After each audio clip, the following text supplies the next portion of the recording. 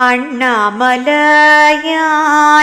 அடிக்கமலன் சென்றிரைஞ்சும் விண்ணோர் முடியின் மணி தொகை வீரட்டார் போல் கண்ணாரிரவி கதிர் வந்து கார்கரப்ப தன்னாரொளி மழுங்கி தாரகைகள் தாமகல பெண்ணாகியானாய்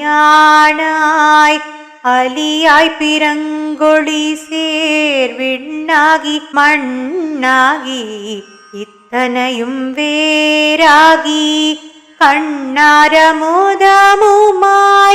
நின்றான் கழல் பாடி பெண்ணே பூம்புனல் பாய்ந்தாடிலுரிம் பாவாய்.